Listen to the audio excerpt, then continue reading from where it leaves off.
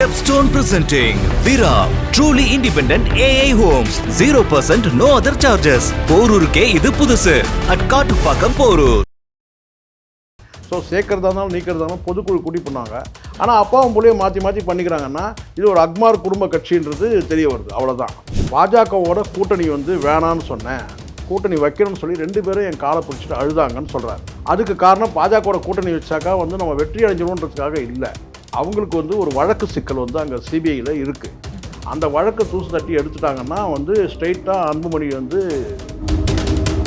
இப்போ கடந்த முறை அதிமுக கூட்டணி வச்சிருந்தா கூட ஒரு 3 எம்பி கிடைச்சிருக்கும், அவங்களுக்கும் 6-7 பேர் எம்பி கிடைச்சிருப்பாங்க.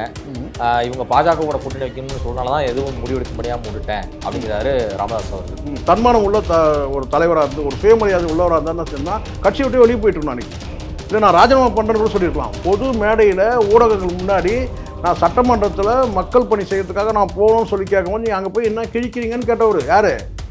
அன்புமணி. ஏதோ நீங்கள் அன்புமணிக்கும் டாக்டர் ஐயாவுக்கும் மோதல் நீங்கள் நினைக்கிறீங்க. வன்னியர் ஓட்டு அந்நியருக்கு இல்லைன்ற ஒரு கான்செப்ட் இருந்தா இல்லையா? இங்கே அந்நியாருக்கே இல்லைன்ட்டாங்கல்ல. எல்லா கட்சியும் கம்யூனிஸ்ட் உட்பட பெட்டி வாங்குறாங்க. அதுக்கு நாகரிகமான ஒரு பேர் இருக்குது, தேர்தல் செலவினங்கள், எலெக்ஷன் எக்ஸ்பெண்டிச்சர். அதே மாதிரி இவங்களும் வாங்கியிருக்கிறாங்க. ஆனால் ஏன் இவங்க மேலே மட்டும் முத்திரை வருதுன்னா இங்கே தான் அவங்களுடைய தனித்துவத்தை நீங்கள் பார்க்கணும்.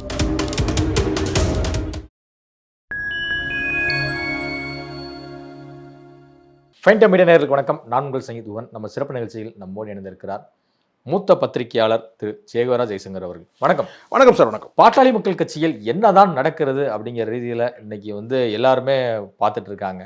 குறிப்பாக ஒரு பக்கம் ராமதாஸ் அவர்கள் தனித்தனியாக கூட்டம் போடுறாரு, இன்னொரு பக்கம் அன்புமணி அவர்கள் பனையூரில் தனது இல்லத்தில் கூட்டம் போடுறாரு. நேற்று அவசரமாக பொதுக்குழுலாம் நடத்தியிருக்காங்க. ராமதாஸ் பல நிர்வாகிகளை நீக்கி இருக்கிறாரு. உடனடியாக இவர் ஒரு லெட்டர் பேரில் கையெழுத்தை போட்டு பொதுக்குழு கூட்டி தலைவராக தேர்ந்தெடுக்கப்பட்டவன் நான் சொல்கிறதான் செல்லும் அப்படின்னு சொல்லிட்டு ஒரு அதிரடியாக முடிவை அறிவிக்கிறாரு அன்புமணி. என்ன நடக்குது? ஒரேடியாக பிரிந்து விட்டதா பாமக தலைமை? சம்பவத்தை நம்ம பார்க்கும்போது ஒரு அக்மார் குடும்ப கட்சின்னு தெரிய வருது. ஏன்னா ஒருத்தர் நீக்கணும்னா பொதுக்குழு கூட்டி நீக்குவாங்க இல்லையா? தற்காலிகமான நீக்கம்னு ஒன்று இருக்குது, நிரந்தர நீக்கம்னு ஒன்று இருக்குதுன்னு வச்சுங்களேன். ஒரு பொதுக்குழு கூட்டி நீக்குவாங்க. 2 சைடில் சேர்க்கறனாலும் பொதுக்குழு ஒரு பொதுக்குழுவில் கட்டினா தீர்மானம் நிறைவேற்றி இவங்களுக்கெல்லாம் பதவிகள் அறிவிப்பாங்க. அதான் சேர்க்கறதுன்னு ஒன்று. ஸோ சேர்க்கறதா இருந்தாலும் நீக்கிறதாலும் பொதுக்குழு கூட்டி பண்ணாங்க. ஆனால் அப்பாவும் புள்ளையும் மாற்றி பண்ணிக்கிறாங்கன்னா இது ஒரு அக்மார் குடும்ப கட்சின்றது தெரிய வருது. அவ்வளோதான். குடும்ப கட்சியிலே இது ஒரு தரமான குடும்ப கட்சி அப்படின்னு தெரிய வருது. அவ்வளோதான். ஏன்னா இஷ்டத்துக்கு நீங்கள் நீக்கிறதும் அவர் சேர்க்கறதும் என்ன இது? அவள் பொதுக்குழு ஒன்று இருக்கா இல்லையா? அப்போ அந்த பொதுக்குழு இருக்குங்களா நான் அடிமைகளா? நான் கேட்குறேன். அப்பவும் போல சண்டை போட்டுக்கிறீங்க, நல்லா தெரியுது. கத்திரிக்காய் கால் முடிச்சா கடைசி எதுக்காக தான் அந்த சண்டை நினைக்கிறீங்க? குடும்பம் நல்லா பாருங்க. நான் ஒரு தெளிவா குடும்ப சண்டை எப்படி கட்சி சண்டை ஆகும் பாருங்க. நல்லா தெளிவா புரிஞ்சுங்க. இவரு சொல்லக்கூடியது ஒரு குற்றச்சாட்டு சொல்றாரு. பாஜகவோட கூட்டணி வேணான்னு சொன்னேன், கூட்டணி வைக்கணும்னு சொல்லி 2 பேரும் என் காலை பிடிச்சிட்டு அழுதாங்கன்னு சொல்றாரு. ஆமா, சரிங்களா? அதுக்கு காரணம் பாஜகவோட கூட்டணி வச்சாக்கா நம்ம வெற்றி அடைஞ்சிடணுன்றதுக்காக இல்லை. அவங்களுக்கு ஒரு வழக்கு சிக்கல் அங்கே சிபிஐயில் இருக்குது. அந்த வழக்கை தூசு தட்டி எடுத்துட்டாங்கன்னா ஸ்ட்ரெயிட்டாக அன்புமணி ராஜ மரியாதையோடு போயிடுவார். எங்கே போவார்? சிறைக்கு போயிடுவார். திகாரா? ஆமாம். என்ன சொல்கிறீங்க? ஆமாம் சார், வழக்கு இருக்குது சார் நிலுவையில். வழக்கு இருக்குது, ஆனால் நீங்கள் சிறைக்கெல்லாம் போயிடுவாங்க. இல்லை சார், அது சார் கைது செய்தால் சிறைக்கு தானே சார் போகணும். யாராக இருந்தாலும் வழக்கு நிலுவையில் இருக்குது. அவர் போகணுன்னு நமக்கு விருப்பம் கிடையாது. ஸோ சிறை பயம்னு ஒன்று இருக்குது. இல்லைனா அவருக்கு அன்புமணிக்கு தெரியாது சார், அவர் தெரியாத அரசியலா? அன்புமணிக்கு இவ்வளோ அனுபவம் இருக்குல்ல, அவருக்கு தெரியாதா? அவனுக்கு நான் பிஜேபியோட கூட்டணி வச்சு நம்ம வழங்காமல் போயிடுவோம்னு தெரியாதா? அவர் அந்த கட்சியில் எம்எல்ஏக்களே கேட்டபோது கடந்த பாராளுமன்ற தேர்தலில் போங்க போய் வேலை செய்யுங்க, நான் ஜெயிலுக்கு போகணும், நீங்களாம் எம்எல்ஏ ஆகணுமா அப்படின்னு சொன்னதாக ஒரு தகவல் இருக்குது. ஸோ அதனால் இதெல்லாம் இதுதான். அப்போ நான் கேட்குறேன், காலில் விழுந்து கதறி அழுது பாஜகவோட கூட்டணி வைக்கிற அளவுக்கு என்ன சார் பாஜக சிறப்பு? பாஜக என்ன நிர்பந்தம் படுத்திருக்குன்னு கேள்வி. பாஜகவோட நிர்பந்தம் இருக்கலாம், மிரட்டல் உருட்டல் இருக்கலாம். சொல்லுங்க நீங்க. சரி, அவங்க என்ன சார் மிரட்ட போறாங்க? இவங்க தானே பாஜக கூட கூட்டணி வைக்க போறோம் அப்படின்னு சொல்லிட்டு பரபரப்பா வடிவேல் ராமணன், வழக்கறிஞர் பாலு வச்சா வெளியே வந்து சொன்னாங்க. மறுநாள் வந்து காலையில அண்ணாமலையும் எல்முருகனும் போய் காலையில டிஃபன் சாப்பிட்டுட்டு ரொம்ப ராஜ மரியாதையா 2 பேருமே கலந்து ஆலோசிச்சு பேசிட்டு கூட்டணி படிவத்துல கையெழுத்து போட்டு பாமகவுக்கு 10 தொகுதிகள் அப்படின்னு சொல்லிட்டு உடனடியா தொகுதியும் அறிவிச்சாங்க. அதுக்கு முன்னாடி அதிமுக கூட்டணிக்கு போறது தான் தயாரா இருந்தாங்க. ஒரு நாள்ல தான் அந்த முடிவு மாறுது. ஒரே நாள் ஓவர் நைட்ல முடிவு மாறுது. அந்த ஒரு நாள் சம்பவத்தை இப்போ வந்து பேச வேண்டிய அவசியம் இப்போ கேட்டீங்களா? இதுதான் கரெக்ட். இப்போ பேச வேண்டிய அவசியம் என்னன்னு கேட்டா, குடும்பத்துல வந்து சிக்கல். இப்போ நீ கரெக்டான கேள்வி கேட்டீங்க. இப்போ ஒரு ராமதாஸ் பேசுறாருல, இப்போ அவர் என்ன சொல்லணும்? முடிஞ்சு போன கதை 24 முடிஞ்சிச்சு சார், இப்போ 26 சார். 26 கதை தானே பேசணும். 24 முடிஞ்சு போன விஷயத்த மறுபடியும் மீண்டும் அவர் பேச வேண்டிய அவசியம் என்ன? அப்போ தெளிவாக சொல்லணும், பாஜகவோட கூட்டணிக்கு போகிறது எனக்கு விருப்பம் கிடையாது. ஆனால் அன்புமணி வந்து பாஜகவோட கூட்டணிக்கு போகணும்னு நினைக்கிறாரு. அதான் பாஜக உள்ளடக்கியே அதிமுகவோட கூட்டணிக்கு போகணும்னு நான் விரும்புகிறாரு. ஆனால் எனக்கு நேரடியாக அதிமுகவுடைய அல்லது திமுகவுடைய திராவிட கட்சியோட கூட்டணிக்கு போகிறது தான் எனக்கு விருப்பம், அல்லது தனித்து போட்டின்றது தான் என்னுடைய விருப்பம். ஆனால் என்னுடைய விருப்பத்துக்கு மாறாக வந்து ராமதாஸ் அன்புமணி செயல்படுறாரு அப்படின்னு சொன்னார்னா கரெக்டு. இன்னும் அவர் சொல்லவே இல்லையே. அன்புமணியும் சொல்லலை 26 கூட்டணிக்கு யாரோட போகிறன்றது அவரும் சொல்லலை, இவரும் சொல்லலை. இவர் பழைய கதையை பேசிட்டு இருக்கிறாரு. 24 2 பேரும் காலை பிடிச்சு அழுதாங்க, கையை பிடிச்சு அழுதாங்க. அது கொச்சப்படுத்துறது தானே, அன்புமணி கொச்சப்படுத்துற விஷயம் தானே. ஓ நீங்க தெளிவாக இருப்பாங்க சார். அன்புமணி தாயை வந்து பாட்டிலை எடுத்து அடிக்க முற்பட்டார் எல்லாம் வந்து ஒரு இப்போ அன்புமணியை டேமேஜ் பண்ணோம். டாக்டர் ராமதாஸ்க்கு என்னன்னா, அவர் தாங்க மத்திய அமைச்சர் ஆக்கினாரு 35 வயசு. அதுதான் சார் 3 முறை எம்பி. அப்போ வந்து குடும்பம் எல்லாம் ஒன்னா இருக்கும்போது என்ன இதெல்லாங்க ஒரு பேச்சாங்க. அம்மா பிள்ளை இதெல்லாம் வந்து அடிச்சுக்கிறாங்க பிடிச்சிக்கிறான்றதெல்லாம் உண்மையா? இதெல்லாம் வந்து உண்மையில இதெல்லாம் ஒரு குடும்பம் சார். ஒன்று சொல்லட்டுமா? முதல்ல ஒரு விஷயம் கிளியர் பண்ணிடணும். ஒரு குடும்ப அரசியல்னு ஒன்று இருக்குது. அதை தாண்டி குடும்ப கல்ச்சர், ஒரு கலாச்சாரம்னு ஒன்று இருக்குது. குடும்ப கலாச்சாரம்னு ஒன்று இருக்குது. அது வெவ்வேறு குடும்பங்களுக்கு மாறுபடும். அப்பா மகன் பேசுறது, அப்பா மகனை வந்து பார்த்தீங்கன்னா வாங்க போங்கன்னு பேசுவோம். ஒரு சில குடும்பங்களில் வா போன்னு பேசுவாங்க. அப்பா மகனே நீ நான்ன்ற மாதிரி பேசுவாங்க, ஒருமையிலே பேசுவாங்க. குடும்ப கல்ச்சர் நீங்கள் என்ன தான் படித்தாலும், நான் சாதி அடிப்படையில் சொல்லலை, குடும்ப கல்ச்சர்னே இருக்குது.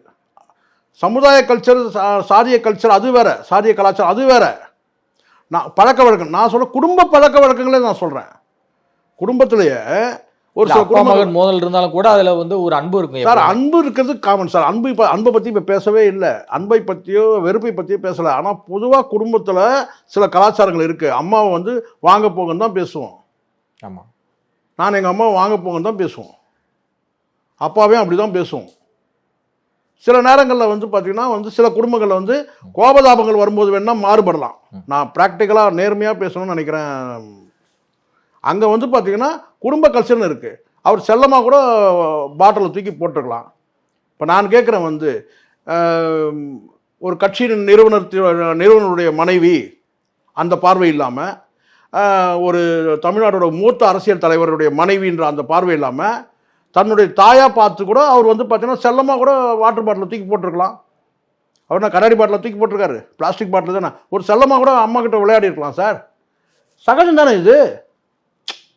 அவங்களுக்கு வந்து பார்த்தீங்கன்னா அம்மாவுக்கு வந்து இவர் வந்து மத்திய அமைச்சர், எம்பி அந்த பார்வை இல்லாமல் தன்னுடைய மகனாக கூட பாவிச்சிருக்கலாம்ல. பல குடும்பங்களில் இப்போது உங்களுக்கு இதெல்லாம் சொன்னால் எப்படி வேணும்? இப்போ எனக்கு 22 வயசு இருக்கும்போது என்னை தொடர்பு கட்ட வச்சாங்க எங்கள் அம்மா. இப்படி சொன்னால் உங்களுக்கு சந்தோஷமாக இருக்கும்ல? ஏங்க நான் எங்க இல்லை சார், உண்மை சார். எங்கள் அம்மா வந்து 22 வயசு இருக்கும்போது என்னை தொடர்பு கட்ட வச்சாங்க. ஏன்னு கேளுங்க. ஏன்னா எனக்கு அண்ணன் ஒருத்தர் இருக்கிறாரு. இது ஏன் அக்கா கூட இருக்கிறாங்க. அண்ணன் அக்கா இருக்கிறா. அக்காவுக்கு வந்து கல்யாணம் முடிவாயிருக்கு, அண்ணனுக்கு இன்னும் கல்யாணம் ஆகலை. நான் வந்து ஒரு பொண்ணை லவ் பண்ணிட்டேன்னு சொல்லிட்டு வீட்டில் வந்து சொன்ன உடனே, உன்னை படிக்க அனுப்புனா, உனக்கு மூத்தவன் இருக்கிறான், கல்யாணம் ஆகாத 2 பேர் இருக்கிறாங்க, நீ போய் லவ் பண்ணிட்டு வரேன்னு சொல்லி தொடப்பக்கட்டிலே அடிச்சாங்க என்ன. நான் பதிலுக்கு என்ன பண்ண தெரியுமா? இந்த வாட்டர் பாட்டிலாம் தூக்கிலாம் அடிக்கவே இல்லை. நீ தாயா பேயான்னு கேட்டேன். யார்கிட்ட? எங்கள் அம்மா கிட்ட கேட்டேன். நீ தாயே இல்லை, நீ பேய், இப்படி போட்டு அடிக்கிறியா? ஏன்னா சாதாரண தொடப்பு கட்டை இல்லை, ஏதோ நீங்கள் இந்த இந்த தொடப்பம் இருக்குல்ல, இந்த பூந்தொடப்புன்னு சொல்லுவாங்கல்ல, அந்த மாதிரி தொடப்பெல்லாம் இல்லை. இப்போ நீங்கள் இந்த விளக்கு மாதிரிலே செஞ்சு இந்த தென்னை மரத்துலேருந்து குச்சியில் செய்வாங்க பாருங்க, அந்த தொடப்பு கட்டையில் அடித்தாங்க.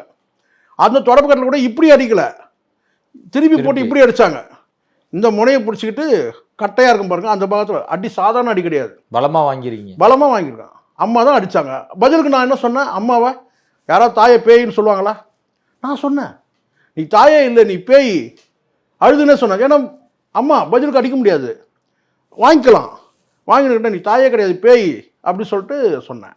அந்த தாய் இவ தான் உனக்கு மனைவி சொல்லி தேர்வு செய்த பிறகு, கிட்டத்தட்ட ஒரு 30 ஆண்டு காலம் வாழ்ந்த பிறகு, வயது மூப்படைஞ்ச பிறகு, நான் எங்கள் அம்மாவை என்ன நினைக்கிறேன்னா தெய்வம்னு நினைக்கிறேன். அன்றைக்கி நம்ம பேயின்னு சொல்லிட்டோமே, காரணம் ஓகே அனுபவம். புரியுதுங்களா? அனுபவம். அனுபவம் தான் நீதிக்கான பாடம். நான் சொல்லலை, சர்வஞர் சொல்லிட்டு கன்னட போயிட்டு ஒருத்தர் இருக்கிற கன்னட புலவர், அவர் சொல்கிறாருன்னு கேட்டால் ஒரு மனிதனுக்கும் கிடைக்கிற அந்த அனுபவங்கள் தான் நீதிக்கான பாடம்னு சொல்கிறாரு. இதுதான் நான் சொல்கிறேன். அதனால் அன்புமணி சொல்லக்கூடிய ஒரு வார்த்தையை நம்ம எழுதுக்கணும். நான் என் தாயை நான் அடிப்பனா அப்படின்னு சொல்லி சொல்கிறார்ல, இந்த இடத்துல நம்ம அன்புமணி ஒரு கோபதாபங்களில் கூட ஏதாவது ஒரு சம்பவம் நடந்திருந்தாலும் கூட அது ஒரு வன்மத்தோட இல்லை பார்த்தா ஒரு வெறுப்போட நடந்திருக்காது. அந்த சூழலில் ஏதாவது தள்ளு முள்ளு நடந்திருக்கலாம், குடும்பத்தில் பல பிரச்சனைகள் நடந்திருக்கும் போது ஒரு சம்பவம் நடந்திருக்கலாம். அது நான் சரின்னு நான் சொல்ல மாட்டேன். தாயை அடிக்கிறது அது மிகப்பெரிய பாவம். எத்தனை ஜென்மம் எடுத்தாலும் அது கேட்டால் அது அந்த பாவம் விடவே விடாது. ஆனால் அந்த சூழல் எப்படி நடந்ததுன்னு நமக்கு தெரியாது, தெரியாமல் நம்ம பேச முடியாது. இப்போ கடந்த முறை அதிமுக கூட்டணி வச்சிருந்தா கூட ஒரு 3 எம்பி கிடைச்சிருக்கும், அவங்களுக்கும் 6-7 பேர் எம்பி கிடைச்சிருப்பாங்க. இவங்க பாஜக கூட கூட்டணி வைக்கணும்னு சொன்னால தான் எதுவும் முடிவெடுக்க முடியாமல் விட்டுட்டேன் அப்படிங்கிறாரு ராமதாஸ் அவர்கள். அதே சமயம் கௌரவ தலைவர் என்ன சொல்றாருன்னா, பேட்டியில செய்தியாளர் சந்திப்புல, தயவு செய்து உங்கள்கிட்ட எல்லாம் என்னால எதுவுமே பேச முடியல, எனக்கு ரொம்ப எமோஷனலா இருக்கு, ஏதாவது இங்கேயா கண்காணாத இடத்துக்கு போயிடலாமான்னு சொல்லிட்டு நான் ராமதாஸ் ஐயாட்ட புலம்பிட்டு வந்தேன். இல்ல அது எல்லாம் குறிப்பிடுறாரு. அப்ப நிர்வாகிகள் தொண்டர்களே மனநிலை என்னவா இருக்கு? நிர்வாகிகள் சார் அங்க பார்த்தீங்கன்னா இப்போ கௌரவ தலைவர் பேர் தானே தவிர அங்க இவங்கெல்லாம் ஒரு அடிமைகள் தானே சார். கௌரவமா சொல்லிக்கலாம். ஏன் அப்படிலாம் ஒரு வார்த்தையை பயன்படுத்தணும்? நான் சொல்றது உங்களுக்கு புரியல. நான் சொல்றது என்ன, இங்கே மட்டும் கிடையாது சார், எல்லா கட்சியிலையும் இதான் நிலைமை. நான் ஏதோ இவங்களுக்கு தான் அவர் உண்மையிலே நல்ல மனிதர். யாரு? ஜி.கே. மணி ரொம்ப நல்ல மனிதர். அவர் ஒரு வார்த்தை சொன்னார், பாமக 2 நாளைக்கு முன்னாடி இருங்க 2 நாளைக்கு முன்னாடி அப்படி கிடையாது சார். 2 நாளைக்கு முன்னாடி சார் இருங்க, நீங்க எனக்கு கேட்டீங்களா சொல்லணுங்க. 2 நாளைக்கு முன்னாடி நீங்க கட்சியில நீங்க தான் பின்னணி இருந்து இந்த மாதிரி மோதல் போக்க உருவாக்குறீங்க போது கேட்டால் ரொம்ப எமோஷன் ஆகிட்டு சொன்னார். இப்படிலாம் ஏங்க பேசுறீங்க, நான் அப்படி செய்வேனா அப்படி சொல்லாரு. நீங்கள் ஏதோ அதீதமான எமோஷன் ஆகி பேசுறதை நான் பார்க்குறேன். ஸோ அப்படி இல்லை. ஆனால் ஏன் நான் சொல்கிறேன்னு கேட்டிங்கன்னா, இவங்கெல்லாம் கௌரவ தலைவராக இருந்தாலும் கூட கேட்டிங்கன்னா அந்த கட்சியில் பொறுத்த வரைக்கும் கேட்டிங்கன்னா அப்பாவுக்கும் மகனுக்கும் அடிமையாக இருந்தவங்க தானே. இல்லைன்னா சொல்லுவாரா, நான் சட்டமன்றத்துக்கு போகணும்னு சொன்னால் என்ன சொன்னாங்க, போய் என்ன கிழிக்க போகிறீங்க கேட்டவர் தானே. உண்மையிலேயே அன்றைக்கி பார்த்தீங்கன்னா ஒரு உணர்வுள்ள ஒரு மனிதர். யார் உணர்வுள்ள மனிதர்ன்றதை கேட்டினா ஒரு என்ன சொல்கிறதுன்னா ஒரு தன்மானம் உள்ள ஒரு தலைவராக இருந்து ஒரு சுயமரியாதை உள்ளவராக இருந்தால் என்ன சொன்னால் கட்சியை விட்டு வெளியே போயிட்டு இருந்தோம் அன்றைக்கி. இல்லை நான் ராஜினாமா பண்ணுறேன்னு கூட சொல்லியிருக்கலாம். பொது மேடையில் ஊடகங்கள் முன்னாடி நான் சட்டமன்றத்தில் மக்கள் பணி செய்கிறதுக்காக நான் போகணும்னு சொல்லி கேட்கும்போது நீ அங்கே போய் என்ன கிழிக்கிறீங்கன்னு கேட்டவர் யார்? அன்புமணி. அப்போ அதெல்லாம் சகிச்சுட்டு தானே இருக்கிறாங்க. அதுக்கு தான் நான் சொல்கிறேன், அன்புமணியோட அன்புக்கு அடிமையாக இருக்கிறாங்கன்னு சொல்கிறேன். வேணா போட்டுங்க, அன்புக்கு அடிமைன்னு சொன்னால் உங்களுக்கு திருப்தியாக இருக்கும்ல. அதே மாதிரி தான் அவரும் சொல்கிறாரு. யார்? டாக்டர் ஐயாவும் சொல்கிறாரு, பெரியவரும் அதான் சொல்கிறாரு. என்னென்னா இவர் தியாக தலைவர். ஏன்னா இந்த மாதிரி பேச்செல்லாம் வாங்கிக்கின்னு அங்கேயே கிடக்குறாங்கல்ல. அங்களுடைய செல்வாக்கு சார், அங்கே அவருடைய பேச்சை மதிக்கிற மாதிரி இருந்தால் ஒன்று அப்பா கேட்கணும், இல்லை மகன் கேட்கலாம். 2 பேருமே கேட்கலன்னா இதுக்கு மேலே அவங்க காசி ராமேஸ்வரம் தான் போகணும். ஜி.கே. மணியாக இருந்தாலும் போயிட முடியுமா? 5 முறை சட்டமன்ற உறுப்பினராக பாமக எம்எல்ஏ அருள் சொல்றாரு, ஊருக்கே போயிடலாம் போல இருக்கு அரசியலை விட்டு. அப்படிதானே சார் இருக்கு சார். இது முழுக்க முழுக்க குடும்ப பாருங்க, அக்மார் குடும்ப கட்சின்னு நான் சொல்லிட்டேன். இது அக்மார் குடும்ப கட்சி. ஜனநாயகன்றதெல்லாம் அங்கே கிடையவே கிடையாது. திமுகவே நீங்க பேச முடியாது. இவ்வளவு பெரிய வினை யாரால தான் வந்தது? இது முழுக்க முழுக்க குடும்பத்துக்குள்ள நடக்கிறது சார். இப்போ நான் இப்படி கேட்டதுனால சொல்றாங்க எப்படி இருக்குதுன்னா, இப்போ இன்னைக்கு காலையில் கூட ஒரு நண்பர் ஒருத்தட்ட பேசும்போது சொன்னார், அங்கே எப்படி இருக்கிறாங்கன்னு கேட்டிங்கன்னா, ஏதோ நீங்கள் அன்புமணிக்கும் டாக்டர் ஐயாவுக்கும் மோதல் நீங்கள் நினைக்கிறீங்க. அது கிடையாது, அது மோதல் தான். ஆனால் அதுக்கு பின்னாடி ஒரு வட்டம் இருக்குது. அதாவது சௌமியா, அதாவது அன்புமணி, சௌமியாவுடைய 3 மகள்கள், அந்த 3 மருமகன்கள், அந்த 3 சம்மதிகள் குடும்பம், இப்படி ஒரு பார்ட். ஒரு பொண்ணு மேரேஜ் ஆகாமல் இருக்குங்க. நான் சொல்கிறதுனா ஒரு பேச்சுக்கு சொல்கிறேன் சார். 3 மகள்கள் இருக்கிறாங்கல்ல, எப்படி இருந்தாலும் 2 மகள்களுடைய மருமகன்கள், அதுக்கப்புறம் அப்படி போட்டுங்க. ஒரு போகிற போக்கில் ஒரு ஃப்ளோவாக போக விடுங்க சார். ஓகே ஓகே 3 மகள்களுக்கு அவங்க சப்போர்ட் இருக்காங்க, அதுக்கப்புறம் 2 மருமகன்கள், அதுக்கப்புறம் அவங்களுக்கு குடும்பம், இதெல்லாம் இருக்குது.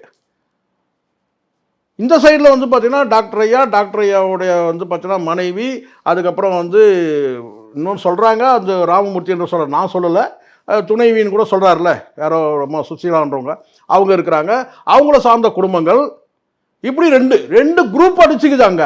நீங்கள் நினச்சிருக்கீங்களா நீங்கள் வந்து டாக்டர் ஐயாவும் அன்புமணியும் அடிச்சுக்கிறாங்கன்னு? 2 குரூப் உள்ளுக்குள்ளே முட்டி மோதுது. அதில் சில பறவைகள் வேடந்தாங்கல் பறவைகள் மாதிரி, சில பறவைகள் சீசனுக்கு ஏற்ற மாதிரி மாறி மாறி வந்துகிட்டு இருக்கோம். அந்த குடும்பத்துக்குள்ளே நடக்கிற சிக்கல் சார் இது அரசியல் சார்பெல்லாம் கிடையாது. அந்த அளவுக்கு கொள்கையோட கூட்டணி வைக்கிறவங்களா இவங்க? நான் கேட்குறேன், நான் தெரியாமல் தான் கேட்குறேன், சொல்லுங்கள். நாளைக்கே வந்து ஒரு ராஜ்யசபா எம்பி தரம் வந்து ஒரு அமைச்சர் பதவி கொடுக்குற அன்புமணிக்குன்னு சொன்ன உடனே என்ன செய்வார் டாக்டர் ஐயா? இல்லை வேண்டாங்கன்னு சொல்லுவாரா? கேட்குறேன். அப்படி கூட வந்து அன்புமணிக்கு ஒரு ஆசையை காட்டியிருக்கலாம்ல. நீங்கள் இந்த கூட்டணிக்கு மட்டும் நீங்கள் எங்களோட வாங்க, ஏடிஎம்கோட கூட்டணிக்கு நாங்கள் போகிறோம், நீங்கள் எங்களோட நீங்கள் வாங்க, அடுத்து நாங்கள் ஒரு ராஜ்யசபா எம்பி கொடுத்து உங்களை அமைச்சர் ஆக்கிறோன்னு சொல்லியிருந்தாங்கன்னா சொல்லியிருக்கலாம்ல. இப்போ டாக்டர் ஐயா வந்து பார்த்தீங்கன்னா அதுக்கு மறுப்பு தெரிவிப்பாரான்னு கேட்குறேன் நான். ஏற்கனவே வந்து பிள்ளைய அமைச்சராக, இப்போ அங்கே நடக்கிறது குடும்பத்துக்குள்ளே நடக்கிற குழப்பங்கள். நீ என்னை மதிக்கலை, நான் உன்னை மதிக்கலை, அதுதான் அங்கே நடக்குது. நீங்கள் அன்புமணிக்கும் டைரெக்டாக வந்து டாக்டர் ஐயாவுக்கும் நடக்கிற மோதல் கிடையாது. இங்கே இந்த பக்கம் ஒரு கும்பல் இருக்குது, அந்த பக்கம் ஒரு கும்பல் இருக்குது. ஸோ 2 கும்பலும் மோதுது. இப்போ வந்து அதீதமான வார்த்தையை விடுறது யாருன்னு கேட்டிங்கன்னா டாக்டர் ஐயா விடுறாரு. இதெல்லாம் வந்து நீங்கள் கர்ம வினையோடு இணைச்சி பாருங்க. உங்களுக்கு நம்பிக்கை இருக்கா கர்ம வினையில்? உங்களுக்கு நம்பிக்கை இருக்கு? எனக்கு கூட நம்பிக்கை இல்லை. ஆனால் சில பேர் சொல்கிறாங்க. எனக்கு நம்பிக்கை இல்லை, எனக்கு நம்பிக்கையே கிடையாது. அப்புறம் இந்த கர்ம வினையில் நம்பிக்கை கிடையாது. ஆனால் வந்து இந்த பாவம் புண்ணியத்தில் எனக்கு நம்பிக்கை கிடையாது. ஆனால் நல்லது செய்யணுன்ற எண்ணம் மட்டும் எனக்கு உண்டு. எப்பவுமே கெடுதல் செய்யாமல் நல்லது செய்யணும் அப்படின்ற எண்ணம் உண்டு. ஆனால் நான் நினைக்கிறேன் இதெல்லாம் வந்து கர்ம வினைன்னு சொல்கிறாங்கல்ல, ஒருவேளை அப்படி ஒப்பிட்டு சில பேர் சொல்கிறாங்க, அது உண்மையாக கூட இருக்கலாம். கர்ம வினைக்கும் பாமக சண்டைக்கு. ஆமாம் சார், வந்து பார்த்தீங்கன்னா இவங்க வந்து ஒரு 1 to 1 வந்து நீங்கள் பாவம் செஞ்சாலே வந்து பார்த்தீங்கன்னா நம்மளை வந்து துரத்தம்னு சொல்லுவாங்க. 1 to 1 நான் சொல்லுவேன், ஒரு நபருக்கு இன்னொரு நபருக்கு தீங்கு விளைவிச்சாலே நீங்கள் ஒட்டுமொத்தமாக ஒரு சமுதாயத்துக்கே இல்லை நீங்கள் தீங்கு விளைவிச்சிருக்கிறீங்க. நான் கேட்குறேன், வன்னிய சமூகம்லாம் இன்றைக்கி வந்து திரண்டு நின்று உங்களை வந்து பார்த்தீங்கன்னா இன்றைக்கி உங்களுக்கு பாதுகாப்பு அரணாக இருந்திருக்கும். அங்கே உங்களுடைய மருமகளே வந்து பார்த்தீங்கன்னா வந்து அன்புமணியோட மனைவியே தோக்குறாங்கல்ல, சொல்லுங்கள். அப்போ உங்கள் சமுதாயமே, வன்னியர் சமுதாயமே இப்போ வந்து அவங்க பின்னாடி இருக்குதான்னு தெரியல சார், டவுட்டாக இருக்குது சார். நீங்கள் சித்திரை முழு நிலவு வந்தவங்கன்னா ஒட்டுமொத்த வன்னியர் அங்கே வந்துட்டாங்க நீங்கள் நினைக்கிறீங்களா? அதனால் வந்து இதெல்லாம் வந்து 23,000 ஓட்டில் தானே தோற்று போனாங்க. அது சார் இருக்கட்டும் சார், அந்த 23,000 பேர் யார் சார் சொல்லுங்கள். ஸோ இதெல்லாம் வந்து ஒரு வகையான வந்து இன்றைக்கி அவங்க குடும்பம் வந்து பார்த்தீங்கன்னா அல்லல் படுது. நல்லபடியாக ஆனால் சந்தோஷம். இல்லை பிரிஞ்சுட்டா என்ன கேட்டால் அடுத்த நாள் வந்து கேட்டால் சூரியன் உதயத்து நின்றுடுமா? இல்லை கடல் அலைகள்லாம் அப்படியே வந்து பார்த்தீங்கன்னா அப்படியே நின்றுமா? பறவைகள்லாம் பறக்காமல் அப்படியே நின்றுமா? எவ்வளோ கட்சி எப்படி எப்படியோ ஆகிருக்கு. ஒரு காலத்தில் ஆண்ட கட்சி காங்கிரஸு, இன்றைக்கி எப்படி இருக்குது பார்த்தீங்களா தமிழ்நாட்டில்? அவ்வளோதான். தேமுதிக கூட தான் 8% வாங்கிச்சு, இப்போ 2% வச்சுட்டு வந்து போயிடலையா? அப்படி தான் சார் சார். இதனால ஒன்றும் இல்லை சார், அந்த சமுதாயத்தோட அந்த நன்மதிப்பை, அந்த நம்பிக்கையை வந்து இவங்க இழந்துட்டாங்க. வன்னியர் ஓட்டு அந்நியருக்கு இல்லைன்ற ஒரு கான்செப்ட் இருந்தா இல்லையா? இங்கே அந்நியாருக்கே இல்லைன்ட்டாங்கல்ல. என்னடா ரைமிங் சொல்கிறேன்னு நினைக்காதீங்க சார். வன்னியர் ஓட்டு அந்நியருக்கு இல்லை, ஆனால் அந்நியாருக்கே இல்லைன்ட்டாங்கல்ல. அதே தருமபுரி பெல்ட்டில் காரணம் கடந்த காலத்தில் நீங்கள் என்ன செஞ்சீங்கன்றதெல்லாம் பாருங்கள். ஒரு குடும்பம் என்னாச்சு, இந்த ஆணவ கொலை விவகாரத்தில் அவ்வளோ பண்ணீங்க. நீங்கள் பண்ணீங்கன்னா என்ன, அந்த மேட்டரில் அவ்வளோ இதுவாச்சு. அங்கே எத்தனை 40 வீடா, 40 குடிசைகள் நினைக்கிறேன் இல்லையா? இதெல்லாம் நிறைய இருக்கு சார். இதெல்லாம் அது ஒட்டுமொத்தமா இவர்கள்லாம் பண்ணாங்கன்னு இவங்க பண்ணாங்க நான் சொன்னேன், நான் சொல்லவே இல்லையா அப்படி? அதெல்லாம் வந்து அதுக்கெல்லாம் வந்து யார் காரணமாக இருந்தாங்க? 2 சமுதாயமும் மோதுது சார். அப்பாவி தானே சார் அவங்க, அந்த லவர்ஸ் வந்து அப்பாவிங்க தானே. அந்த இளவரசன்றவன் வந்து ஒரு அப்பாவி தானே சார், இன்னசென்ட் தானே சார். ஒரு காதல் விவகாரத்தை எடுத்து நீங்கள் எவ்வளோ அரசியல் பண்ணீங்க? உண்மை தானே இது? 2 தரப்புலையும் நான் சொல்கிறேன், யாருக்கும் நான் பாரபட்சமாக பேசுறதுலாம் கிடையாது. 2 தரப்புமே கேட்டால் சொல்லலாம், விக்டிம் சொல்லலாம், சொல்லிக்கலாம், பாதிக்கப்பட்டவங்க பாதிப்பை ஏற்படுத்தணும்னு சொல்லிட்டு. ஆனால் அங்கே அரசியல் நடந்துதா இல்லையா? அந்த என்ன கொட்டாய் அது, நாய்க்கன் கொட்டாய், அதெல்லாம் நடந்தது இல்லை சார் கடந்த காலத்தில். இதெல்லாம் என்ன நம்ம விதைக்கிறோமோ அதுதான் சார் அறுவடை செய்ய முடியும் தானே. அந்த பாணியிலே சொல்லுவோம், விவசாயிகள் பாணியிலே சொல்லுவோம். நாம் என்ன விதைக்கிறோமோ அதான். நெல் போட்டால் நெல் விளையும், புல் போட்டால் புல் விளையும். அன்றைக்கி அங்கே வந்து இன்றைக்கி உங்கள் குடும்பம் தள்ளாடுது. இதில் பாவம் அவரை போய் என்ன ஜிகே மணி நம்ம என்ன சொல்ல முடியும் சொல்லுங்கள்? ஜிகே மணி என்ன சொல்ல முடியும்? இல்லை அதில் இருக்கிற இன்னும் எவ்வளோ பேர் அனுபவிச்சவங்களாம் இருக்கிறாங்க. அதில் இந்த வேலுன்னு அமைச்சர் இருந்தார், எல்லாம் இவங்க வந்து அவங்களாம் இப்போ எங்கே போனாங்க? அன்றைக்கி வந்து போல சார். இங்கே ஒரு விஷயம் நல்லா புரிஞ்சுக்கணும், இங்கே யாருக்காவது உண்மையாக இருக்கணும்ல சார். நான் மீண்டும் மீண்டும் சொல்கிறேன், யாருக்காவது நீங்கள் ஒன்று சமுதாய கட்சி தொடங்க, சாதி கட்சி தொடங்க, அந்த சாதிக்காவது உண்மையாக இருந்தீங்களா? உண்மையாக இல்லை. அதுக்கப்புறம் நீங்கள் உங்கள் வார்த்தைக்காவது உண்மையாக இருந்தீங்களா? நாங்கள் முதலமைச்சர் ஆவோம், நான் யாரை முதலமைச்சர் ஆகும்னு கேட்டால் தலித்தை தான் முதலமைச்சர் ஆகும்னு சொன்னீங்க. அதுக்கப்புறம் மாற்றம் முன்னேற்றம் அன்புமணின்னு சொல்லிட்டு சீன் போடும்போது வேடிக்கை பார்த்து யார் கைத்தட்டி ரசிச்சது யார்? பண்ணீங்களா இல்லையா? எந்த வார்த்தையாவது உண்மையாக இருந்தீங்களா? உச்சபட்சமாக உங்கள் குடும்பத்திலேயாவது நீங்கள் உண்மையாக இருந்தீங்களா? இல்லை, அன்புமணி தான் பிற்காலத்தில் ஒரு பேட்டியில் சொல்கிறாரு, இங்கே திராவிட கட்சிகளுடன் கூட்டணி வைத்தால்தான் ஜெயிக்க முடியும் அப்படிங்கிற நிலைமை வந்து இருக்கு. அதை நாங்கள் வந்து ஏற்றுக்கிறோம். நாங்கள் தனியார் எண்ணம், மக்கள் எங்களை ஏற்றுக்கல, ஒரு தொகுதி கூட எங்களுக்கு அப்படி கிடையாது சார். இப்போ நான் கேட்குறேன், இங்கே ஒரு டிஃப்ரென்ஸ் இருக்குது. இப்போ எல்லாரும் சொல்கிறாங்களோ பாட்டாளி மக்கள் கட்சி பெட்டி வாங்குற கட்சின்னு சொல்கிறாங்க. எல்லாரும் மற்றவங்களாம் வாங்குறது இல்லை. யாரும் சொல்லுங்கள், நீங்கள் யாரும் வாங்குறது இல்லையா? எல்லா கட்சியும் கம்யூனிஸ்ட்கள் உட்பட பெட்டி வாங்குறாங்க. அதுக்கு நாகரிகமான ஒரு பேர் இருக்குது, தேர்தல் செலவினங்கள், எலெக்ஷன் எக்ஸ்பெண்டிச்சர். வாங்குறாங்களா இல்லையா? 2 திராவிட கட்சிகள்கிட்ட வாங்குறாங்களா இல்லையா? அதே மாதிரி இவங்களும் வாங்குறாங்க, வாங்கியிருக்கிறாங்க. ஆனால் ஏன் இவங்க மேலே மட்டும் முத்திரை வருதுன்னா, இங்கே தான் அவங்களுடைய தனித்துவத்தை நீங்கள் பார்க்கணும். யாருடைய தனித்துவத்தை? பாட்டாளி மக்கள் கட்சி தனித்துவத்தை என்னன்னு கேட்டிங்கன்னா, இவங்க பாராளுமன்ற தேர்தல், ஒரு சட்டமன்ற தேர்தல் முடிஞ்ச பிறகு தான் அணி மாறுவாங்க. கடந்த காலத்தில் இவங்க அப்படி கிடையாது. பாராளுமன்ற தேர்தலில் ஒரு கட்சி கூட்டணி, நாடாளுமன்ற தேர்தலில் ஒரு கட்சி கூட்டணி, அதுக்கப்புறம் உள்ளாட்சி தேர்தலில் ஒரு கட்சி கூட்டணி, இப்படியும் மாற்றி மாற்றி மாற்றி மாற்றி மாற்றி வைக்கும்போது அப்போ இவங்க அக்மார்க் முத்திரை வாங்கிட்டாங்க. பொட்டி வாங்குறதுல முதல்ல இவங்க தான். வேற என்ன சார் நீங்கள் நான் உண்மையை பேசிட்டு வரேன். நான் யாருக்கும் சப்போர்ட்லாம் கிடையாது, நம்ம இருக்கிற உண்மை. அதனால இவங்களுக்கு வந்து அந்த முத்திரை ஸ்ட்ராங் ஆயிடுச்சு, அந்த பெட்டி முத்திரை ஸ்ட்ராங் ஆயிடுச்சு. இல்லை, அன்புமணி இப்படிலாம் பேசினா கேஸ் போடுன்னு ஒரு டைம் சொல்லி சார். இதெல்லாம் என்ன சார் கேஸை போடுறது? இதெல்லாம் கடந்த காலத்தில் வருது சார். நான் பெட்டின்னு தானே சொன்னேன், பணம் நான் சொன்னேன், கேஸை போட்ட வேணா பெட்டின்னு தானே சொன்னேன். ஸோ இதெல்லாம் வந்து முதல்ல ஒரு விஷயம் புரிஞ்சுக்கணும். அவர் அன்புமணி நான் சொல்கிறேங்களா, இவங்களுக்கு வந்து இந்த இண்டிவிஜுவல் ஆட்டிடியூட்னு ஒன்று இருக்குல்ல, அதுவே இவங்களுக்கு அப்படி தான் இருக்கும்னு நினைக்கிறேன். இப்போ அன்புமணி டாக்டர் ஐயா பேசுகிறாருன்னா, இந்த வயசில் அப்படி பேசுகிறாருல, அவர் சிலதெல்லாம் ட்ரோல் செய்யப்படுது. நான் சிங்கத்தின் கால்கள் பழுதுபட்டாலும் சீற்றம் குறையாது, நான் அப்படி தான் இருக்கிறேன், நான் நீச்சல் அடிக்கிறேன், நான் எனக்கு வயசாகலன்ற காட்டுறதுக்கு என்னென்னமோ பண்ணுறாருன்னு வச்சுங்களேன். அவருக்கு வயசானது நம்ம யார் சொன்னோம்? நம்ம சொல்லவே இல்லை. 85 தானே சார், வெறும் 85 வயசு தானே அவருக்கு ஆகுது, நம்ம ஒன்றும் சொல்லவே இல்லை. ஆனால் அதை வந்து அவர் எனக்கு வயசாகலன்றதை நிரூபிக்கிறாரு, எதை பண்ணுறாரு. ஆனால் அந்த பேச்சு ஸ்லாங் இருக்குல்ல, அது வந்து இவங்களுக்கு தனித்துவம் இருக்குது போல இருக்குது இவங்களுக்கு. ஏன்னா கடந்த காலத்தில் இதே அன்புமணி ஒரு கட்சியோட தலைவர்னு கூட பார்க்காம கேட்டினா வந்து ஒரு முதலமைச்சர்னு கூட பார்க்காம கடந்த காலத்தில் ஒரு சொல்லியிருக்காரு, துண்டு சீட்டெல்லாம் பேசியிருக்கிறாரு. அவர் முதலமைச்சர் எடப்பாடியை வந்து கேட்டினா டயர் நைக்கின்லாம் பேசியிருக்காரு. கடந்த காலத்தில் பேசியிருக்காரா இல்லையா? கார் உள்ளவரை பார் உள்ளவரை. அதுக்கப்புறம் எப்போ முதல்ல அந்த இவங்க ஒரு டாக்டர் ராமதாஸோடைய பிராண்டு எப்போ விழுந்ததுன்னா சார், நீங்கள் ஜான் ஆரோக்கியசாமியோட அந்த வியூஸ், அதாவது அந்த கேட்டால் அந்த பார்வையை மாற்றுறாரு. என்னன்னு கேட்டிங்கன்னா, ஒரு மத போதகர் மாதிரி வந்து காதில் அந்த ஃபோனை மாட்டிக்கிட்டு வேகமாக இப்படியும் அப்படியும் நடந்து போகிற மாதிரி மாற்றம் முன்னேற்றம் அன்புமணி அப்படின்னு சொல்லி பேசும்போது நீங்கள் உங்ககிட்ட இருந்து ஒரு தனிப்பட்ட ஒரு மாற்றம் வரவே இல்லை.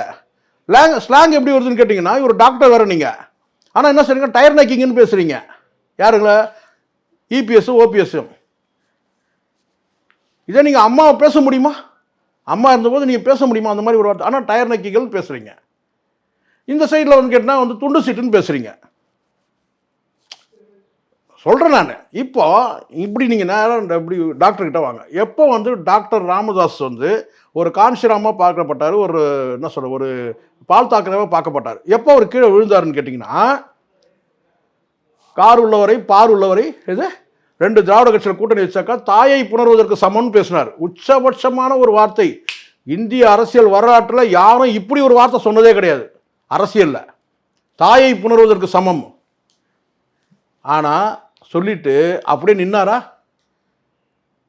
அந்த சமுதாயம் அவர் கைவிட்டதுக்கு முதல் காரணமே இந்த வார்த்தை தான். நீங்கள் ஸ்ட்ராங்காக நின்று இருக்கணும்ல. அடுத்த ஒரு மாதம் கூட ஆகலன்னு நினைக்கிறேன், 15 நாளோ ஒரு மாதமோ. அப்புறம் நீங்கள் சில மாதங்கள் அப்புறம் நீங்கள் கூட்டணி வச்சிட்டீங்க. அன்னைக்கு போச்சு சார் மரியாதை, அன்னைக்கு போச்சு. நல்ல வேலை இப்போ எடுத்து அதெல்லாம் ட்ரோல் பண்ணலை. இப்போ நீங்கள் பிஜேபியோட கூட்டணியே வேணான்றீங்க. அப்போ பிஜேபியோட போகலாம் எங்கள் தனித்து போட்டிட்டு போகிறீங்களா? சொல்லணுமா இல்லையா சார்? இந்த இடத்துல சீமானை நம்ம தவிர்க்க முடியாமல் பாராட்டி ஆகணும். சரி தப்பு அரசியல் லாபம் நஷ்டம் எதுவுமே பார்க்காம தனித்து போட்டி, வண்டி கிளம்பிடுச்சு, பிரச்சாரம் போயிட்டு இருக்குது. ஒரு வகையில் அது கரெக்டு தானே. இருங்க, ஒரு வகையில் பண்ண உங்களை மாதிரிலாம் தடுமாறவே இல்லை. கரெக்டாக நான் சொல்கிறது? இங்கே இந்த இடத்துல தான் நான் குறிப்பிட்டு நான் சொல்ல விரும்புகிறேன்னா, உங்களுடைய நாவடக்கம் தேவை. நீங்கள் என்ன பேசுகிறீங்க நீங்களே மறந்துடுறீங்க. இப்போ வந்து பாருங்கள், 2 பேருடைய வந்து வாய்ஜாலங்களை பாருங்களேன். அன்புமணியோட வாய்ஜாலத்தையும் பாருங்கள், டாக்டர் ஐயர், ரெண்டும் கரெக்டாக இருக்கா? ஒரே கோடு நூல் பிடிச்ச மாதிரி இருக்கா இல்லையா? இல்லை சொல்லாமல் தெரியுமா? சபாஷ் சரியான போட்டி. ஒரு PS வீரப்பா சொல்ல சபாஷ் சரியான போட்டினா அப்படி தான் இருக்குது. நீங்கள் நீக்கிறதும் அவர் வந்து பார்த்தீங்கன்னா வந்து சேர்க்கறதும் அவரே தொடர். இப்படி ஒரு காமெடி இருக்குமா சார்? நான் சொல்கிறேன், இங்கே நியாயமாக கோவப்பட நான் ஒரு வார்த்தை இந்த இடத்த சொல்கிறேன். எங்கேயாவது உண்மையாக இருங்க. ஒன்று மகன்கிட்டையாவது நீங்கள் உண்மையாக இருங்க, இல்லை நீங்கள் அப்பா கிட்ட உண்மையாக இருங்க. இதை தாண்டி நீங்கள் வந்து பார்த்தீங்கன்னா குடும்ப வாழ்க்கையிலே உண்மை இல்லைன்னு சொல்லிட்டு ராமமூர்த்தி என்று சொல்கிறார். நம்ம அதுக்குள்ளே போகவே இல்லை. நம்ம அந்த சப்ஜெக்ட் நம்ம போகல. நான் சொல்கிறேன், நான் அவர் பேசுகிறாரு. நான் சொல்கிறது என்ன கேட்டிங்கன்னா, நீங்கள் சமுதாய மக்கள்கிட்டையும் உண்மையாக இல்லை, மக்கள்கிட்டையும் நீங்கள் உண்மையாக இல்லை. பெட்டி வாங்குற கட்சின்னு பேர் வாங்கிட்டீங்க, சமுதாய மக்கள்கிட்டையும் வந்து பார்த்தீங்கன்னா பேர் இல்லை. ஏன் இன்னைக்கு இந்த நிலைமை உங்களுக்கு? இப்போ நீங்கள் குறைஞ்சபட்சம் வந்து பார்த்தீங்கன்னா அப்பா மகனாவது நாகரிகமாக சண்டை போடுறீங்களா அரசியலில்? ஒரு பகிரங்கப்படுத்தக்கூடாது சார். காலில் விழுந்து மருமகள் காலில் விழலாம் சார், மாமனார் காலில் விழலாம் சார், விழுது அழலாம், மகன் விழலாம். அதை போய் கொச்சப்படுத்துவீங்களா? நீங்கள் பொது வெளியில் வந்து பேசுவீங்களா? மகன் வந்து காலில் விழுந்தோம், மருமகள் காலில் விழுந்தா கெஞ்சினா சரி, நீங்கள் தான் ரொம்ப கரெக்டாக கொள்கையோட கூட்டணி வைக்கிறவர் தானே. இப்போ தான் அறிவிங்களா பார்க்கலாம். கட்சி உங்ககிட்ட தானே இருக்குது, நீக்கெல்லாம் நீக்கிறீங்களா எல்லாரையும். இப்போ நாளைக்கு அறிவிங்க பார்க்கலாம், பிஜேபியோட கூட்டணி இல்லை அறிவிங்களா பார்க்கலாம், டிக்ளேர் பண்ணுங்களா பார்க்கலாம். அறிவிச்சா என்ன தான் ஆகும்? அட டிக்ளேர் பண்ணுங்க சார், என்ன ஆகுதுன்னு பார்க்கலாம். நீங்கள் டிக்ளேர் பண்ண உங்ககிட்ட கட்சி இருக்குல்ல, உங்ககிட்ட கட்சி இருக்குல்ல, ஏன் நீங்கள் டிக்ளேர் பண்ண மாட்டீங்க? நாளைக்கு திடீர்னு ராமதாஸ் அறக்கட்டளைக்கு ஏதாவது ரைடுகடா வரப்போகுது, ரைடாக வரப்போகுது தான் கேட்டேன். டிக்ளேர் பண்ணுங்க. நீங்கள் இப்போ அன்புமணி தப்பு பண்ணுறாரு சார், பிஜேபி கூட்டணி வச்சு தப்பு பண்ணுறாரு, நீங்கள் சரியாக முடிவு எடுக்கிறவர். இப்போ டிக்ளேர் பண்ணுங்க. நீங்கள் நிறுவனர், கட்சியோட நிறுவனர். நான் சொல்லுங்க, 2 திராவிட கட்சிகளோட கூட்டணி வைப்போம், ஆனால் பிஜேபி கூட இருக்கிற கட்சியில் நாங்கள் கூட்டணி வைக்க மாட்டோம். இப்போ திரும்ப சொல்கிறாரு, பிஜேபி பாமக இருக்கிற கூட்டணியில் நாங்கள் பங்கேற்க மாட்டோம்னு சொல்கிறாருல, டிக்ளேர் பண்ணுறாருல. சீமான் சொல்ல நான் தனித்து தான் போட்டின்னு டிக்ளேர் பண்ணுறாருல. அந்த மாதிரி நீங்கள் சொல்லுங்கள், உங்களோட நிலைப்பாடை சொல்லுங்களேன். பிஜேபியோட கூட்டணி நான் வந்து போக மாட்டேன், திராவிட கட்சிகள் தான் கூட்டணி, இல்லை நான் தனித்து போட்டிடுவார் சொல்லுங்கள். அப்போ உங்ககிட்டயே கிளாரிட்டி இல்லாத போது அன்புமணி மேலே வந்து அவர் காலில் விழுந்து அழுதாரு, கையில் விழுந்து, அதான் முடிஞ்சு போகிற கதை இல்லை, அதான் மண்ணை கவிட்டாங்கல்ல தர்மபுரியில் போயிட்டு. அப்போ இதை தாண்டி நீங்கள் வந்து கேட்டால் மீண்டும் பழைய கதையை பேசக்கூடாது, புது கதை. ஒருவேளை ராமதாஸ் அவர்களும் அன்புமணியும் இணைந்து சந்தித்து ஒருவரை சந்தித்து பேசினால் பிரச்சனை சுமூக முடியுமா? எனக்கு தெரிஞ்ச வரைக்கும் கேட்டால் வார்த்தைகள் அதிகமாக போயிட்டு இருக்க அவங்க இருக்கிறவங்களாம் நான் காசிக்கு போகிறேன், ராமேஸ்வரம் போகிறேன்றாங்க. கூட இருக்கிற அந்த 2ஆம் கட்ட தலைவர்கள்லாம் இது கட்சியிலிருந்து பலனை அனுபவிச்சவங்க இத்தனைக்கும். இது எம்எல்ஏக்களாக இருந்தவங்க, எம்பியாக இருந்தவங்க, மினிஸ்டராக இருந்தவங்க, அவங்களே வந்து நாங்கள் காசிக்கு போகிறோம், ராமேஸ்வரம் போகிறோம் அப்படின்னு சொல்லும்போது அங்கே வேறு யாரும் அறிவுரை சொல்கிறதுக்கு ஆள் இல்லைன்னு நினைக்கிறேன் டாக்டர் ராமதாஸ்க்கு. இப்போ வந்து அன்புமணியோட நடவடிக்கையை ரொம்ப கொஞ்சம் ஒரு சாஃப்டாக தான் இருக்குது. கட்சியோட ஸ்ட்ரென்த்து கூட அவர்கிட்ட இருக்கிற மாதிரி ஒரு சீன் கிரியேட் ஆச்சு நேற்று பார்த்தீங்கன்னு நினைக்கிறேன். ஆனால் அதில் 2ஆம் கட்ட தலைவர்கள் தான் கோகாமணி, ஏகே மூர்த்தி இவங்களாம் இல்லை, சரிங்களா? அப்போது இந்த இடத்துல வந்து கேட்டால் யாராவது ஒரு மீடியேஷன் பண்ணுறதுக்கு யாராவது வேணும். இப்போ இவர் பழக்கற்பையா கிட்டலாம் போய்க்கிறாங்க போல இருக்க. இப்போ அதோ பேசியிருக்காங்க, அவங்களாம் பெரிய, அவங்களாம் வந்து பழக்கற்பையா, தமிழறி மணியன், அப்புறம் வந்து இன்னும் இருக்கிறாங்க, ஒரு 4-5 பேர் இருக்கிறாங்க. அதெல்லாம் வந்து அரசியலில் வந்து டேட்டு எக்ஸ்பைரி ஆன கேஸுங்களாம் இருக்குது. அவங்ககிட்டலாம் போனீங்கன்னா தீர்வு சீக்கிரம் கிடச்சிரும். இது தீர்வு சீக்கிரம் கிடச்சிரும், அதான் நடக்கும். அங்கெல்லாம் போனால் 2ஆக தான் ஆகும் கட்சி, சேர்றதுக்கு இல்லை. இந்த இடத்துல நான் பார்த்த வரையிலும் சொல்கிறேன், 2 பேருமே அப்பா மகன் தானே சார், அப்பா மகன் தானே. 2 பேரும் வந்து இணக்கமாக பேசி முடியலாம். இப்போலாம் இதுக்கெல்லாம் முன்னாடி என்ன கேட்டால் கலைஞர் இருந்தாருன்னா அந்த மீடியேஷன் பண்ணுறதுக்கான வாய்ப்பு இருக்குது. வந்து பார்த்திங்கன்னா வந்து இல்லை வந்து ஜெயலலிதா தரப்புல இருந்தாங்கன்னா கூட யாராவது ஒரு லீடிங் சொன்னால் கேட்குற அளவுக்கு மதிக்கிற அளவுக்கு வந்து யாராவது இருந்தாங்கன்னா போய் பேசலாம். இப்போ இந்த இடத்துல வந்து இப்போ டிஎம்கேலாம் வந்து விட்டுட்டு தான் வேடிக்கை பார்ப்பாங்க, அது ஏடிஎம்கே கூட. ஏன்னா நாளைக்கு இவங்க மேலே பழி வந்து சேரும், இவங்க தான் பின்னாடி இருந்து எல்லாம் பண்ணிட்டாங்கன்னு சொல்லுவாங்க. எந்த கட்சியும் வந்து எனக்கு தெரிஞ்சு திமுகவும் அதிமுக இன்றைக்கி இருக்கிற நிலைமைக்கு இன்னொரு கட்சி அழியணும்னு நினைக்கவே மாட்டாங்க. அப்படி அழிஞ்சதுன்னா தேசிய கட்சி வளரும். பாட்டாளி மக்கள் கட்சி அழிஞ்சாலும் தேசிய கட்சி வளரும். அது வந்து பிஜேபியாக கூட இருக்கலாம். ஒரு இங்கே உள்ள பிராந்திய கட்சி வந்து இங்கே தமிழ்நாட்டில் உள்ள ஒரு கட்சி எந்த கட்சியாக இருந்தாலும் அந்த கட்சி அழிஞ்சதுன்னா தேசிய கட்சிக்கு தான் அது ஊக்கமாக இருக்குமே தவிர இன்னொரு கட்சி வந்து ஒருபோதும் வந்து கேட்டால் அதை விரும்பாது. மாநில கட்சிகள் எந்த கட்சியும் விரும்ப மாட்டாங்க. இதுவரை உங்கள் பல்வேறு கருத்து கொடுப்பது நன்றி சார். நன்றி சார்.